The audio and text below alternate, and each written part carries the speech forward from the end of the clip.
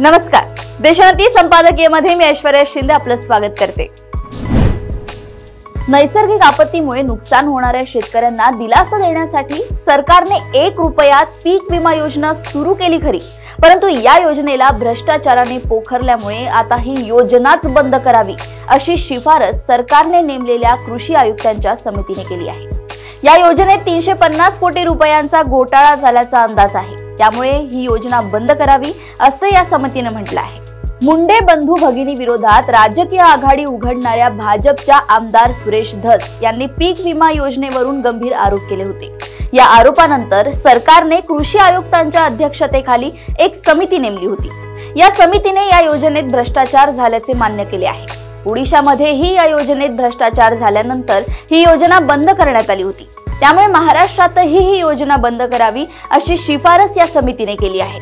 हा प्रकार सुक्यासोबत ओलेही जळण्यासारखा आहे। केवळ 1 रुपयात पीक विमा मिळत असल्यामुळे राज्यातून मोठ्या प्रमाणात शेतकऱ्यांनी अर्ज केले होते। सामूहिक सेवा केंद्रांच्या माध्यमातून पीक विम्यासाठी अर्ज केले जातात। त्यासाठी एका अर्जामागे सामूहिक सेवा केंद्राला 40 रुपये मिळतात। या 40 रुपयांच्या लोभापायी अनेक केंद्रांनी शेतकऱ्यांना न सांगताच शेतकऱ्यांचे अर्ज भरून टाकले। बीड जिल्ह्यातील सामूहिक सेवा केंद्राने नांदेड आणि परभणीतल्या शेतकऱ्यांचे पीक विमा काढल्याचेही प्रकार घडले। संपूर्ण राज्यातून जवळपास असे 4 लाख बोगस अर्ज भरले गेल्याचे दिसून आले। मागच्या सरकारमध्ये कृषी मंत्री असलेल्या धनंजय मुंडे यांच्या बीड जिल्ह्यातून सर्वाधिक बोगस अर्ज भरण्यात आले आहेत। राज्यभरात 96 सामूहिक सेवा केंद्रांनी बोगस अर्ज केल्याने त्यांची मान्यताच रद्द करण्यात आली आहे।